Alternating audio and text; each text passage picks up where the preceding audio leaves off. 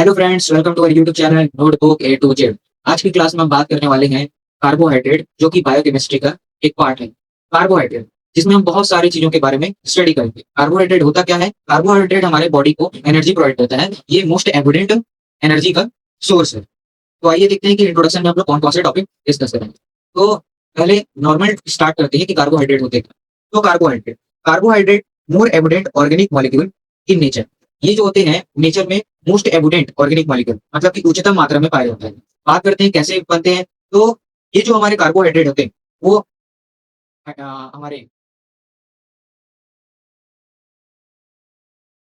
Carbon, hydrogen और oxygen, इन सभी चीज से प्राइमरीली कंपोज्ड होते हैं। इन्हीं सब चीजों से मिलकर बने होते हैं हमारे कार्बोहाइड्रेट। कार्बोहाइड्रेट की जनरल इंट्रोडक्शंस में हम लोग डेफिनेशन पढ़ते हैं तो देखते हैं कि कार्बोहाइड्रेट जो होते हैं, कार्बोहाइड्रेट को कुछ इस तरीके से डिफाइन करते हैं कि कार्बोहाइड्रेट में भी defined as a polyhydroxy, aldehyde और कीटोन, या ऐसे कंपाउंड भी हो सकते हैं जो कि हाइड्रोलाइज होने के बाद क्या करते हैं, फ्री एल्डिहाइड और कीटोन प्रोवाइड करते हैं। देखो, कार्बोहाइड्रेट के हम लोग स्ट्रक्चर्स देखेंगे तो कार्बोहाइड्रेट में होता क्या है, बहुत सारे हाइड्रोक्सिल ग्रुप होते हैं, वैसे ही कीटोन ग्रुप भी होते हैं। ठीक है, मतलब कि हाइड्रोक्सिल ग्रुप होने के साथ साथ कीटोन और एल्डिहाइड ग्रुप मौजूद होते हैं इसमें हमारे कार्बोहाइड्रेट में। कुछ इस तरीके से स्ट्रक्चर्स आपको देखने को मिलेगा, जैसे कि कार्बोहाइड्रेट में हमारा ग्लूकोज आता है तो ग्लूकोज में हमारे 6 कार्बन होते हैं। तो हम लोग किसी 3 कार्बन की बात करते हैं कि उन 3 कार्बन हम देखेंगे कि हाइड्रोक्सिल ग्रुप अटैच होता है। तो इस तरीके से बहुत सारे हाइड्रोक्सिल ग्रुप अटैच होते हैं, इसीलिए इसे क्या बोला गया है, पॉलीहाइड्रोक्सी बोला गया है। और पॉलीहाइड्रोक्सी होने के साथ साथ अदर एटम्स भी मौजूद होते हैं या ग्रुप मौजूद होता है, जैसे कि कीटोन ग्रुप और एल्डिहाइड ग्रुप। या तो ये फ्री मॉलिक्यूल के मतलब फ्री फॉर्म में प्रेजेंट रह सकते हैं, या तो ये बाउंडेड होते हैं, जैसे कि स्टार्च में फ्री फॉर्म में अवेलेबल नहीं हो पाते। तो ये फर्दर हाइड्रोलाइज होके ये फ्री फॉर्म में अवेलेबल हो जाते हैं, मतलब कि जब हम स्टार्च को हाइड्रोलाइज़ करेंगे, तो क्या होगा, हमको फ्री फ्रॉम अवेलेबल होगा एल्डिहाइड और कीटोन। इस तरीके से इसे डिफाइन करते हैं। और आगे देखते हैं कुछ टर्म्स की तरफ। कुछ टर्म्स में हम देखते हैं कि जैसे कि शुगर। शुगर एक टर्म्स है जो कि अप्लाई किया जाता है कार्बोहाइड्रेट पे। कार्बोहाइड्रेट को एक और टर्म से डिफाइन करते हैं, जिसे बोलते हैं सैकराइड। और सैकराइड क्या होते हैं? टेस्ट में स्वीट होते हैं और वाटर में क्या होते हैं? सोल्यूबल होते हैं। ये होता है हमारा शुगर। देखते हैं next topic, function of carbohydrate. तो फंक्शन ऑफ कार्बोहाइड्रेट में हम देखेंगे कि सबसे पहला फंक्शन क्या आता है कि they are most abundant dietary source of energy for all organism. मतलब कि ये सभी ऑर्गेनिज्म के लिए क्या होते हैं, एनर्जी का सबसे बड़ा मेन सोर्स होता है, abundant dietary source of energy. Second देखते हैं कि क्या होते हैं। सेकंड हम देखते हैं कि जो हमारा कार्बोहाइड्रेट होता है वो एक प्रिकर्सर मॉलिक्यूल होता है। प्रिकर्सर मतलब होता क्या है? प्रिकर्सर मतलब होता है बनाने वाला, जिससे हम क्या करते हैं, चीजों को क्या करते हैं, सिंथेसाइज करते हैं। वही होता है हमारा प्रिकर्सर मॉलिक्यूल। तो ये बनाता क्या है चीजों का? कुछ ऑर्गेनिक कंपाउंड बनाता है, जैसे कि फैट, अमीनो एसिड्स, ये सारे क्या होते हैं, हमारे एक तरीके से बायोमोलिक्यूल होते हैं। और ये बायोमोलिक्यूल हमारे कार्बोहाइड्रेट से बनते हैं। ये होता है हमारा सेकेंड फंक्शन। थर्ड फंक्शन की ओर चलते हैं। हमारा कार्बोहाइड्रेट जो होता है, हमारा कार्बोहाइड्रेट बहुत सारी चीजों में पार्टिसिपेट लेते हैं। जैसे कि सेल मेम्ब्रेन बनाना हो तो सेल मेम्ब्रेन की स्ट्रक्चर में ये पार्टिसिपेट लेगा, मतलब उसको उसकी कंपोजिशन में हमारा कार्बोहाइड्रेट हेल्प करता है। साथ ही साथ कुछ सेलुलर फंक्शन, जैसे कि सेल ग्रोथ, अधेशन एंड फर्टिलाइजेशन, इन सभी चीजों में भी हमारा कार्बोहाइड्रेट हेल्प करता है, जो कि हमारा थर्ड। अब चलते हैं फोर्थ फंक्शन की ओर। तो फोर्थ फंक्शन में हम देखते हैं कि हमारे जो कार्बोहाइड्रेट होता है वो बहुत सारे ऑर्गेनिज्म में स्ट्रक्चरल कंपोनेंट के तौर पे यूज करते हैं। कि कौन से स्ट्रक्चरल कंपोनेंट, जैसे कि प्लांट में देखते हैं तो प्लांट के सेलुलोज या फाइबर पार्ट को बनाने में ये हेल्प करता है, उसके कंपोजिशन में हेल्प करता है, इसीलिए स्ट्रक्चरल कंपोनेंट बोला है। क्योंकि कंपोनेंट मतलब कि एक तरीके से उसके कंपोजिशन में क्या कर रहा है, हमारा कार्बोहाइड्रेट हेल्प कर रहे हैं। साथ ही साथ एक्सोस्केलेटल ऑफ इंसेक्ट्स, इंसेक्ट के एक्सोस्केलेटल सिस्टम मतलब पार्ट में हेल्प करते हैं उसके बनाने को। और से साथ क्या क्या हमारे सेल वॉल के कंपोजिशन में भी हेल्प करते हैं। ये हो गया फोर्थ फंक्शन। अब चलते हैं फिफ्थ फंक्शन की ओर, कार्बोहाइड्रेट की। तो हमारा कार्बोहाइड्रेट जो होता है वो क्या करता है, एनर्जी को स्टोर करके रखता है। स्टोर करके रखता है, और क्या होते हैं, जब भी हमारे बॉडी को कुछ रिक्वायरमेंट होती है जिसमें हमारे कार्बोहाइड्रेट हेल्प कर सकता है, तो बॉडी क्या करता है, इस एनर्जी को ले लेता है, तो एनर्जी डिमांड फुलफिल कर। अब देखते हैं नेक्स्ट टॉपिक, हमारे क्लासिफिकेशन के। तो कार्बोहाइड्रेट को कई सारे टाइप्स में डिवाइड किया गया है। हम देखते हैं हमारा जो आज का क्लास है, और ये आपको जितने भी स्लाइड्स दिख रहे हैं वो एक स्टैंडर्ड बुक से लिया गया है, जैसे कि हमारा सत्यनारायण बुक से। तो हम देखते हैं कि कार्बोहाइड्रेट के क्लासिफिकेशन में तो ये कार्बोहाइड्रेट को 3 टाइप्स ऑफ क्लासिफाई किया गया है। पहला होता है हमारा मोनोसैकेराइड, सेकंड होता है ओलिगोसैकेराइड एंड थर्ड होता है हमारा पॉलीसैकेराइड। तो पहले बात करते हैं मोनोसैकेराइड। हमने देखा कि जो सैकेराइड वर्ड यूज़ होता है, सैकेराइड वर्ड यूज़ होता है किसके लिए? हमारे शुगर मॉलिक्यूल के लिए। तो यहाँ पर शुगर मॉलिक्यूल कितने हैं? एक शुगर मॉलिक्यूल है। ठीक है? तो हमारा मोनोसैकेराइड जो होते हैं, उसका एक थोड़ा-सा हम जनरल फ़ॉर्मूला पढ़ लेते हैं, CnH2n NON। इस फ़ॉर्मूला में हम पुट करते हैं, तो किसी भी मोनोसैकेराइड के मॉलिक्यूलर फ़ॉर्मूला हम लोग आइडेंटिफ़ाई कर सकते हैं। तो ये वो फ़ॉर्मूला होता है, मोनोसैकेराइड के लिए होता है, जो कि हम लोग आगे चल के और अच्छे से डिस्कस करेंगे। बात करते हैं मोनोसैकेराइड, इसमें 1 शुगर मॉलिक्यूल है, वो भी शुगर मॉलिक्यूल सिंगल है, तो उसमें भी फंक्शनल ग्रुप अटैच होता है। तो फंक्शनल ग्रुप के बेसिस पे उसे क्लासिफाई करें, तो 2 टाइप्स ऑफ क्लासिफाई किया गया। पहले बात करते हैं हमारा एल्डोस और दूसरा होता है कीटोस। क्लास आपको क्लियर होगा, कुछ जैसे मिलता-जुलता लग रहा होगा। एल्डोस, तो एल्डोस असल में इसमें होता है एल्डिहाइड ग्रुप, मतलब कि एक तरीके से CHO ग्रुप। कीटोस मतलब कि यहाँ पर कीटोन ग्रुप प्रेजेंट होता है, इसीलिए यहाँ पर क्या वर्ड यूज़ हुआ है, कीटोस, ठीक है? अब चलते हैं कि जो हमारा एल्डोस है, उसका एग्ज़ाम्पल क्या है? तो उसका एग्ज़ाम्पल है हमारा ग्लूकोस, और हमारा कीटोस जिसमें हमारा कीटोन मॉलिक्यूल प्रेजेंट होता है, वो होता है हमारा फ्रुक्टोस। दोनों की मॉलिक्यूलर फॉर्मूला समथिंग इक्वल होते हैं, C6H12O6। बस डिफरेंट कहाँ होता है, हमारे फंक्शनल ग्रुप। यहाँ पास क्या होता है, एल्डिहाइड होता है और यहाँ पास होता है कीटोन। इसीलिए आपके सिलेबस ये जो भी आप पढ़ोगे, तो इसमें डिफरेंस भी पूछता है, चाहे वो कॉम्पिटिटिव एग्जाम हो, चाहे किसी यूनिवर्सिटी के आप प्रिपेयर कर रहे हो। आप देखते हैं मोनोसैकेराइड को एक और तरीके से क्लासिफाई कर सकते हैं। ये होता है सेकंड क्लास, मतलब सेकंड सब क्लास में डिवाइड किए तो based on number of carbon. तो न कार्बन के नंबर के बेसिस पे इसे क्लासिफाई कर सकते हैं। तो देखते हैं कि किस तरीके से क्लासिफाई कर सकते हैं हम लोग। तो कार्बन की क्वांटिटी यदि 3 है, ठीक है? तो उसे क्या बोलेंगे? ट्राइओस, ठीक है? यहाँ बस ओस वर्ड यूज़ हो रहा है, ओसेस, तो वो एक शुगर मॉलिक्यूल के लिए यूज़ हो रहा है, और ट्राई मतलब कि 3 कार्बन। तो यहाँ बस ट्राइओस का जो एग्ज़ाम्पल है, ये हमारे क्या होते हैं? एग्ज़ाम्पल है, जो लास्ट में आपको दिख रहा होगा। तो ट्राइओस का एग्ज़ाम्पल है हमारा क्या? ग्लिसरैल्डिन, ग्लिसरैल्डिहाइड के। और हम बात करते हैं, यदि उसमें 4 कार्बन हो, तो हमारा टेट्रोस, तो इसका एग्ज़ाम्पल है क्या? इरेथ्रोस। वैसे ही 5 कार्बन है तो पेंटोस, और इसका एग्जांपल क्या होगा? राइबोस। देखो, कार्बन के नंबर बढ़ते जा रहे हैं और उसी के हिसाब से नेमिंग चलते जा रहे हैं। 6 कार्बन है तो हेक्सोस, और उसी का हमारा एग्जांपल होगा ग्लूकोस। वैसे ही 7 कार्बन होगा तो उसे बोलेंगे हेप्टोस, और एग्जांपल होगा सेडो हेप्टुलोस।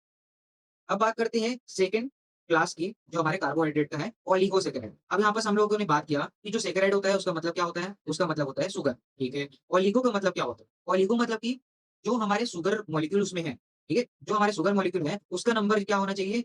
2 टू 10 होने चाहिए। ये होते हैं हमारे ओलिगोसैकेराइड, मोर देन 1।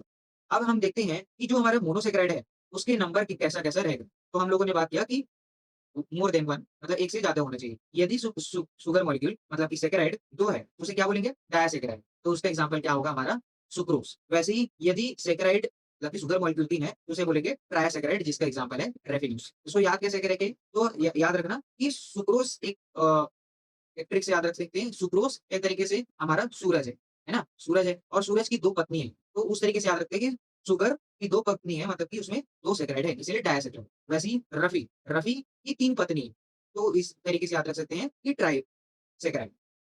सूरज की 2 पत्नी और रफ़ी की 3 पत्नी। अब बात करते हैं हम लोग पॉलीसैकेराइड, जो कि हमारा थर्ड क्लास है। तो पॉलीसैकेराइड नेम से क्लियर हो रहा होगा कि पॉली है। पॉली है मतलब कि यहाँ पर जो शुगर मॉलिक्यूल है, सैकेराइड्स हैं, वो कितने होने चाहिए? More than 10। तो 10 से ज़्यादा हो तो क्या होते हैं? हमारे पॉलीसैकेराइड के अंडर आ जाते हैं। अब देखते हैं पॉलीसैकेराइड में भी 2 क्लास में डिवाइड किया गया है। एक होता है होमो और दूसरा होता है हेटेरो। अब बात करते हैं होमो का एग्जांपल क्या है? तो होमो का एग्जांपल है हमारा स्टार्च, और हेटेरो का एग्जांपल है हमारा पिपेरेट। ये सारे के सारे क्या हैं? एग्जांपल। ये क्लासिफिकेशन है जो आपके कॉम्पिटिटिव एग्जाम और किसी सेमेस्टर यूनिवर्सिटी के लिए प्रिपेयर कर रहे हो, तो उसमें भी ये इम्पोर्टेंट। अब देखते हैं नेक्स्ट टॉपिक की तरफ। अब हम लोग क्लासिफिकेशन के पहले मीन्स मोनोसैकेराइड को डिस्कस करते हैं, ठीक है? तो मोनोसैकेराइड जो होते हैं, वो एक ग्रीक वर्ड से लिया गया है। कौन से ग्रीक वर्ड से? मोनोसैकेराइड में मोनो का मतलब होता है 1, ठीक है? तो मोनो ये क्या है? एक ग्रीक वर्ड है, जिसका मतलब होता है 1, और यहाँ पर सैकेराइड वर्ड यूज़ हुआ है, तो सैकेराइड मतलब कि शुगर, सैकेराइड मतलब कि शुगर मॉलिक्यूल। तो यहाँ पर शुगर मॉलिक्यूल कितने हैं? 1 है, इसीलिए इसे मोनोसैकेराइड बोला गया है। तो ये क्या है? सबसे सिंपलेस्ट ग्रुप ऑफ कार्बोहाइड्रेट है, सबसे स्मॉल यूनिट बोल सकते हैं, है ना? और ये जो इसका मतलब ही क्या होता है? सिंपल शुगर, यही होता है इसका सिंपल मतलब। अब हम देखते हैं इसके जनरल फ़ॉर्मूला की तरफ, तो हम देखते हैं कि इसका जो जनरल फ़ॉर्मूला होता है, जैसे कि मैंने स्टार्टिंग में ही बताया क्लासिफिकेशन में, CnH2O होल्ड n, मतलब कि इसको इस तरीके से भी लिख सकते हैं, यदि हम लोग इसे मल्टीप्लाई करें तो इंटू करें तो समझ आता है। जैसे कि Cn, और यहाँ पर n है उसको 2 से इंटू करते हैं, तो क्या होगा? H2n, और O को n से मल्टीप्लाई करते हैं तो ON। तो मैंने जो क्लासिफिकेशन में जो फ़ॉर्मूला बताया था, सेम वही है। तो ये जो होते हैं हमारे क्या होते हैं? जनरल फ़ॉर्मूला होते हैं हमारे मोनोसैकेराइड के लिए। अब बात करते हैं कि मोनोसैकेराइड को कितने कैटेगरी में डिवाइड किया गया है। तो मोनोसैकेराइड जो होते हैं, उसको डिवाइड किया गया है बहुत सारे कैटेगरी में, मतलब कि डिफरेंट टाइप्स ऑफ फ्यूजन किया गया। तो पहले बात करते हैं based on functional group and number of carbon atoms. तो हम लोगों ने फंक्शनल ग्रुप के बेसिस पे क्लासिफिकेशन देखा और सेकंड क्या है नंबर के बेसिस पे क्लासिफिकेशन देखा। तो फिलहाल हम लोग बात करते हैं हमारे फंक्शनल ग्रुप के बेसिस पे। तो फंक्शनल ग्रुप के बेसिस पे हम लोगों ने क्या पढ़ा, 2 कैटेगरी पढ़ी, एक होता है एल्डोस और दूसरा होता है कीटोस। तो पहले बात करते हैं हमारे एल्डोस की। तो एल्डोस में हम लोगों ने ये देखा कि when the functional group in monosaccharide is an aldehyde they are known as aldose. ये बोलना चाह रहा है कि जो हमारा फंक्शनल ग्रुप होता है, इसके अंदर मोनोसैकेराइड के अंदर वो होता है एल्डिहाइड। इसीलिए यहाँ बस एल्डोस वर्ड यूज़ किया गया। ठीक है? इसीलिए इसको एल्डोस। अब बात करते हैं इसका एग्जांपल क्या होना चाहिए? तो इसका एग्जांपल है हमारा ग्लूकोस। सेकंड क्लास की बात करते हैं हम लोग कीटोस। तो कीटोस में हमारा कौन सा आ जाता है when the functional group is keto, मतलब कि कीटोन ग्रुप अटैच होता है तब हम किसे क्या बोलते हैं कीटोस बोलते हैं। इसका एग्जांपल क्या है? इसका एग्जांपल हम लोगों ने क्लासिफिकेशन में देखा कि हमारा कौन सा होगा, हमारा फ्रुक्टोज मॉलिक्यूल होगा। ये सारे क्या है हमारे मोनोसैकेराइड के अंदर आते हैं। मोनोसैकेराइड में हम लोगों ने देखा कि उसके फंक्शनल ग्रुप के बेसिस पे एक होता है एल्डोस और दूसरा होता है कीटोस, जो कि अभी हम लोगों ने देखा है। तो इन दोनों के डिफरेंस क्या है? तो पहला डिफरेंस ये है कि जो इसमें एल्डी है, एल्डोज में हमारे कौन से ग्रुप होते हैं, हमारे एल्डोज में हमारे होते हैं एल्डिहाइड और कीटोस में होते हैं हमारे कीटोन बॉन्ड। दिखते कैसे स्ट्रक्चर के हिसाब से? तो ये होते हैं हमारे एल्डिहाइड, जिसमें आप लोग देख ही पा रहे होंगे कि यहाँ पर टर्मिनल पोजीशन पे हाइड्रोजन ग्रुप अटैच है।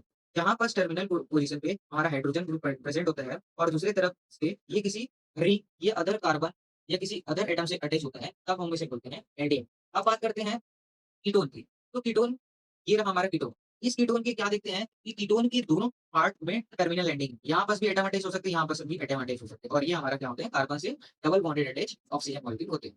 थर्ड डिफरेंस देखने को मिलते हैं कि इसके एग्जांपल के बेसिस पे। जो हमारा एल्डिहाइड होता है उसका जो एग्जांपल होता है क्या होता है, हमारा ग्लूकोज होता है और ग्लूकोज 2 फॉर्म में अवेलेबल होता है। कौन-कौन सी फॉर्म में अवेलेबल होता है? एक होता है डी ग्लूकोज और दूसरा होता है एल ग्लूकोज। अब बात करते हैं डी ग्लूकोज और एल ग्लूकोज होता क्या है? तो ये रहा डी ग्लूकोज का स्ट्रक्चर।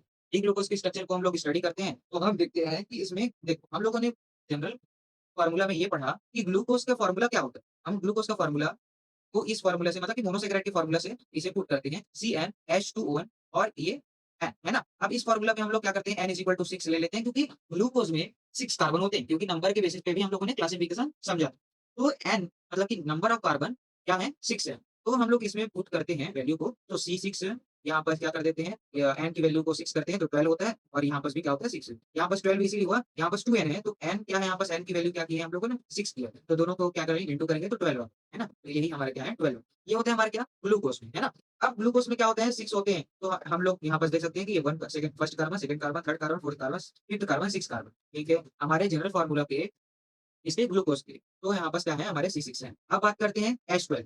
H12 मतलब कि हाइड्रोजन की क्वांटिटी कितनी है 12 है। तो हम देखते हैं कि यहाँ पास क्या है hydrogen 1 first hydrogen, second hydrogen, third hydrogen, fourth hydrogen, fifth hydrogen, sixth hydrogen, seventh hydrogen, eighth hydrogen, ninth hydrogen, 10th hydrogen, 11th and 12th। तो हम लोगों ने देखा कि यहाँ पास 12th हाइड्रोजन है। अब देखते हैं कि ऑक्सीजन कितने एटम इन्वॉल्व, है ना? तो कितने एटम देखने को मिलता है, तो पहले ये फर्स्ट एटम हो गया, है ना? ये सेकंड एटम हो गया, ये थर्ड एटम हो गया, ये फोर्थ एटम हो गया, ये फिफ्थ एटम हो गया, ये सिक्स्थ एटम हो गया। तो इस तरीके से देखते हैं कि हमारा फॉर्मूला स्ट्रक्चर के बेसिस पे बहुत ही अच्छे तरीके से बैठते हैं। तो ये सब क्या है हमारे डी ग्लूकोज के स्ट्रक्चर है। हाँ, यहाँ हम लोगों ने देखा कि ग्लूकोज, अब ये डी क्या है भाई और एल क्या है? तो हम लोग देखते हैं डी और एल के कॉन्सेप्ट को। तो डी मतलब होता है डेक्स्ट्रो, है ना? डेक्स्ट्रो कैसे? ये जो होता है स्टीरियो केमिस्ट्री के अंडर आते हैं और स्टीरियो केमिस्ट्री के अंडर हम लोग देखते हैं ये डी और एल उस कार्बन पे देखते हैं जो कि क्या होता है हमारे कायरल कार्बन पे। ये हमारा क्या है हमारा ग्लूकोज का स्ट्रक्चर। अब इस ग्लूकोज के स्ट्रक्चर में मुझे डी ग्लूकोज और एल ग्लूकोज को आइडेंटिफाई करना है स्ट्रक्चर के बेसिस पे, तो मैं क्या करूंगा, मैं देखूंगा कि इसमें कायरल कार्बन कौन-कौन से हैं। कायरल कार्बन क्या होते हैं? कायरल कार्बन वो होते हैं जिसमें कार्बन चारों तरफ से अलग-अलग एटम से मिलकर जुड़ा हो। जैसे कि कार्बन ऊपर की तरफ एक्स मॉलिक्यूल से जुड़ा हो, यहाँ से वाई मॉलिक्यूल, यहाँ से जेड मॉलिक्यूल्स, यहाँ पास ए मॉलिक्यूल्स। तो अलग-अलग मॉलिक्यूल से जुड़े हुए हैं। इस तरीके से मैं क्या बोलता हूँ, इसे बोलता हूँ स्टीरियो कार्बन या स्टीरियो कार्बन या कायरल कार्बन, ठीक है? कायरल कार्बन बोलते हैं। अब इस कायरल कार्बन मैं देखता हूँ, तो ये वाला कार्बन जो है, ये वाला कार्बन ये तो क्या है हाइड्रोजन से अटैच है। यहाँ बस तो मैंने बात की कि कार्बन चारों तरफ से डिफरेंट डिफरेंट एटम से बॉन्डेड होना चाहिए। तो यहाँ बस तो 3 साइड से अटैच है, ठीक है? तो मैं इसे कायरल कार्बन नहीं बोलूँगा, है ना? तो यहाँ बस ये वाला कार्बन देखता हूँ कि यहाँ तो अलग ग्रुप है भाई, ठीक है? इस साइड अलग ग्रुप है, ये वाले भी अलग ही ग्रुप है, ठीक है? और ये वाला भी क्या है अलग ग्रुप है और उसके अलावा मतलब कि ये फर्स्ट ग्रुप, ये सेकंड ग्रुप जो अलग है, ये थर्ड ग्रुप और ये वाला पूरा का पूरा ग्रुप ही फोर्थ ग्रुप कहलाएगा, ठीक है? तो ये वाला कार्बन क्या है स्टीरियो कार्बन, है ना? ये वाला कार्बन क्या है हमारी स्टीरियो कार्बन। तो देखते हैं कि हम लोगों ने ये पता चला कि ये भी स्टीरियो कार्बन है। हम लोग इसको भी देखेंगे तो ये भी डिफरेंट-डिफरेंट ग्रुप है ना? ये भी डिफरेंट-डिफरेंट ग्रुप है, ये वाला, तो ये भी स्टीरियो कार्बन है। ये भी स्टीरियो कार्बन है, मतलब कि स्टीरियो मतलब कायरल कार्बन, है ना? ये कायरल कार्बन है, ये भी कायरल कार्बन होगा और ये देख, यहाँ पास हाइड्रोजन है, यहाँ पास भी हाइड्रोजन है। तो 2 सेम एटम्स इस कार्बन से जुड़े हो, तो ये कायरल कार्बन नहीं है ना? ये कायरल कार्बन नहीं है। तो हम देखते हैं जब भी हमें डी ग्लूकोज, एल ग्लूकोज को आइडेंटिफाई करना है, तो मुझे बॉटम के कायरल कार्बन पे जाना है, स्ट्रक्चर के बॉटम पे, है ना? तो सबसे नीचे वाले कार्बन जो कि कायरल है वो 5th नंबर के कार्बन। तो 5th नंबर के कार्बन के प्रोस्पेक्ट में देखें तो राइट साइड यदि हाइड्रोक्सिल ग्रुप अटैच होता है, राइट साइड यदि हाइड्रोक्सिल ग्रुप अटैच होता है, ये कौन सी साइड है? हमारे राइट साइड, और राइट साइड यदि हाइड्रोक्सिल ग्रुप अटैच है, तो मैं उसे क्या बोलूँगा? डी ग्लूकोज बोलूँगा। ये होता है हमारा डी ग्लूकोज का स्ट्रक्चर। अब बात करते हैं एल ग्लूकोज, जो कि सिमिलर ही है। देखो ग्लूकोज तो एक ही है जिसका फॉर्मूला तो सेम होता है कि C6H12O6। ये भी हम लोग देखेंगे तो इसका भी फॉर्मूला क्या बैठेगा हमारा C6H12 और O6 ही बैठेगा। बात करते हैं इसमें डिफरेंस क्या है? तो डिफरेंस ये है कि हम लोग फिर क्या बोले, यदि डी और एल को हम लोग आइडेंटिफाई कर रहे हैं तो बॉटम के कायरल कार्बन पे जाते हैं, तो ये कायरल कार्बन है। इस कायरल कार्बन के प्रोस्पेक्ट में देखें तो हाइड्रोक्सिल ग्रुप यहाँ पास तो लेफ्ट साइड है भाई, है ना? तो लेफ्ट साइड यदि किसी कार्बन के प्रोस्पेक्ट में होता है, तो उसे बोलता हूँ क्या? मैं एल ग्लूकोज, ये होता है। अब बात करते हैं कीटोन की, तो कीटोन में यहाँ पास क्या बोला कि कीटोन का एग्जांपल होता है फ्रुक्टोज, मतलब कि फ्रुक्टोज में कौन सा ग्रुप अटैच होता है हमारा? हमारा होता है कीटोन ग्रुप। तो यहाँ पास आपको ग्रीन कलर में दिख रहा होगा, यहाँ पास हमारा कीटोन मॉलिक्यूल है। इसका भी मॉलिक्यूलर फॉर्मूला सेम होता है। जैसे कि बात करते हैं C6H12O6, देखते हैं कैसा है ना? तो यहाँ पास कार्बन 1 है, 2 है ना? 3 है, 4 है, 5th है, 6 है, ठीक है, 6 कार्बन है। हाइड्रोजन 1, 2, 3, 4, 5, 6, 7, 8, 9, 10, 11, 12, ठीक है। यहाँ पर 12 हाइड्रोजन ग्रुप प्रेजेंट है ना? Hydrogen atom.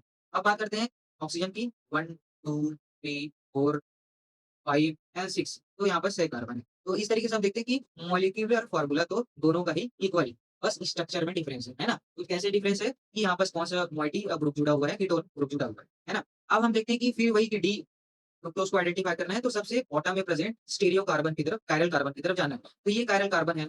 इस कायरल कार्बन के ही लेफ्ट साइड क्या प्रेजेंट है हमारे, सॉरी राइट साइड क्या प्रेजेंट है हमारे? हाइड्रोक्सिल ग्रुप प्रेजेंट है। इसीलिए मैं क्या क्या बोलता हूँ? यदि right side hydroxyl group present होता है, तो उसे बोलता हूँ हमारा डी ग्लूकोज। वैसे ही बात करता हूँ एल ग्लूकोज का, तो एल ग्लूकोज में क्या देखता हूँ? सॉरी एल फ्रुक्टोज में क्या देखता हूँ? एल फ्रुक्टोज में ये देखता हूँ कि बॉटम के स्टीरियो कार्बन के लेफ्ट साइड ये प्रेजेंट है ना? कौन सा ग्रुप? हाइड्रोक्सिल ग्रुप, तो मैं इसे क्या बोलता हूँ? एल ग्लूकोज या सॉरी एल फ्रुक्टोज बोलता हूँ, इसे लियो फ्रुक्टोज बोलता हूँ। सेम वैसे ही एल्डोस का एक और एग्जांपल ले लेता हूँ, जिसे बोलता हूँ मैं डी गैलेक्टोज या एल गैलेक्टोज। डी ग्लूकोज को मैं देखता हूँ, हमारा डी गैलेक्टोज को, तो डी गैलेक्टोज में भी हम देखता हूँ कि डी मतलब कि बॉटम में प्रेजेंट स्टीरियो कार्बन या कायरल कार्बन, इस कायरल कार्बन के भी लेफ्ट सॉरी राइट साइड क्या होते हैं हमारे? हाइड्रोक्सिल ग्रुप प्रेजेंट होते हैं। ये हमारा हाइड्रोक्सिल ग्रुप है। तो मैं क्या बोलूँगा? गैलेक्टोज बोलूँ, है ना? अब यहाँ गैलेक्टोज में कौन-सा है होना चाहिए हमारा? एल्डोज ग्रुप होना चाहिए, एल्डोज। यही स्ट्रक्चरल डिफरेंस है। ग्लूकोज जैसे सिमिलर नहीं है, ग्लूकोज जैसे सिमिलर नहीं है। यहाँ पर जो हाइड्रोक्सिल के अरेंजमेंट है, हाइड्रोक्सिल के अरेंजमेंट है, वो थोड़ा-सा डिफरेंस है। जब आप स्ट्रक्चर ड्रॉ करोगे, तो देखोगे कि इसमें मतलब कि हाइड्रोक्सिल ग्रुप जो कि मैंने डेफिनिशन में क्लियर था, पॉलीहाइड्रोक्सी कीटोन, एल्डिहाइड प्रेजेंट होते हैं हमारे मोनोसैकेराइड्स में, है ना? तो मोनोसैकेराइड में जो पॉलीहाइड्रोक्सी मतलब कि हाइड्रोक्सिल ग्रुप है, उसके अरेंजमेंट अलग-अलग होते हैं, देखने को मिलते हैं। बात करते हैं गैलेक्टोज़ की, मतलब कि एल गैलेक्टोज़ की, तो सिंपल सा है कि ये हमारा बॉटम में प्रेजेंट क्या है हमारा? Stereo carbon. ये मतलब कि हमारा कायरल कार्बन है, ये हमारा कायरल कार्बन दिख रहा है आपको? तो ये कायरल कार्बन के भी हम लोग क्या चलते हैं हम लोग, लेफ्ट साइड क्या है हमारे? हाइड्रोक्सिल ग्रुप अटैच है, इसीलिए मैं क्या बोल रहा हूँ उसे, लियो गैलेक्टोज़ बोल, देखो एक बार कंपेयर कर देता हूँ गैलेक्टोज़ के स्ट्रक्चर में आप लोग हाइड्रोक्सिल ग्रुप देखिए, है ना? हाइड्रोक्सिल ग्रुप यहाँ पास सेकंड पोजीशन पे कहाँ है? यहाँ है। थर्ड पोजीशन पे अपोजिट साइड है और यहाँ पास। और किसके केसेस बात करते हैं? गैलेक्टोज़ के केसेस, है ना? ये हमारा कौन-सा स्ट्रक्चर है गैलेक्टोज़ का। अब सिमिलर आपको कन्फ्यूजन हो रहा होगा, तो ग्लूकोज़ से कंपेयर करो। ग्लूकोज़ से कंपेयर किए, तो ये हमारा क्या है? ग्लूकोज़। तो ग्लूकोज़ में आप लोगों को दिख रहा होगा हाइड्रोक्सिल ग्रुप यहाँ है, जो कि उसमें भी था। यहाँ पास थर्ड पोजीशन पे भी हाइड्रोक्सिल ग्रुप था। बट यहाँ पास फोर्थ पोजीशन पे भी क्या था? इस तरह क्या था गैलेक्टोज़ में हाइड्रोक्सिल ग्रुप था। बट ग्लूकोज़ के केसेस में फोर्थ पोजीशन पे हाइड्रोक्सिल ग्रुप यहाँ है। इस तरीके से स्ट्रक्चरल डिफरेंस सभी में देखने को मिलते हैं, है ना? इस तरीके से ये आप लोग एल्डोस के एग्जांपल था हमारा गैलेक्टोस, जिसका हम लोगों ने स्ट्रक्चरल कम कंपोनेंट कंपोजिशन। कुछ पीवाईक्यू है प्रीवियस ईयर, यदि किसी इंडिविजुअल यूनिवर्सिटी की बात करें, जैसे कि मैंने यूनिवर्सिटी सीएसवीयू का लिया है ना? तो ये कुछ क्वेश्चंस है, कुछ इस तरीके से क्वेश्चन आते हैं। जैसे कि हम लोग देखते हैं अ, 2020 में क्वेश्चन पूछा था कि व्हाट आर कार्बोहाइड्रेट, जैसे कि हम लोगों ने कार्बोहाइड्रेट के डेफिनेशन में पढ़ा कि कार्बोहाइड्रेट में be defined as polyhydroxy aldehyde और कीटोन। वैसे ही इसको डिफाइन करना है। क्लासिफिकेशन क्या है? तो मैं हम लोगों ने क्लासिफिकेशन में डिस्कस किया, तो पहला होता है हमारा कौन-सा? Monosaccharide, oligosaccharide and polysaccharide. ये इस तरीके से क्लासिफिकेशन और क्लासिफिकेशन के एग्जांपल दिए हैं। बात करते हैं डिस्कस डिसीज़ रिलेटेड कार्बोहाइड्रेट जो कि हम लोग नेक्स्ट क्लासेस में देखेंगे। मैंने तो एक फॉर्मेट देने के लिए यदि किसी यूनिवर्सिटी के लिए प्रिपेयर किया तो कुछ इस तरीके से क्वेश्चन आते हैं। सेम आगे क्लास में हम लोग देखेंगे टीसीएस साइकिल के बारे में जो कि कार्बोहाइड्रेट से रिलेटेड है और वैसे ही कार्बोहाइड्रेट के क्वालिटेटिव टेस्ट कि कैसे हम लोग आइडेंटिफाई कर पाते हैं कि कार्बोहाइड्रेट है ना? और उस तरीके से कि कार्बोहाइड्रेट ये ग्लाइकोलिसिस के बारे में डिस्कस करेंगे। उसी तरीके से 2019 में क्वेश्चन पूछा गया था कि टीसीएस साइकिल के बारे में बताओ। और टीसीएस साइकिल का बताने के बाद उसी के साथ और क्वेश्चन पूछा था कि क्लासिफाई कार्बोहाइड्रेट जो कि हम लोग क्लासिफिकेशन देखा और विथ एग्जांपल्स इस तरीके से कहीं न कहीं क्वेश्चंस रिपीट्स होते हैं यूनिवर्सिटी में। और ये आपकी कार्बोहाइड्रेट की डेफिशिएंसी जो होती है, तो डेफिशिएंसी होने के कारण कौन-कौन से डिसीज़ होते हैं। इसी तरीके से 2018 से भी क्वेश्चन है, अगेन फिर क्वेश्चन पूछा गया है कि कार्बोहाइड्रेट को क्लासिफाई करो, एग्जांपल और क्वालिटेटिव टेस्ट और साथ ही साथ कुछ डिसीज़ रिलेटेड यदि कार्बोहाइड्रेट की डेफिशिएंसी हो जाती है तो। इस तरीके से हमारा क्लास कंप्लीट होता है। Thank you. यदि वीडियो आपको अच्छा लगा हो तो चैनल को सब्सक्राइब करना, वीडियो को लाइक करना ना भूलें।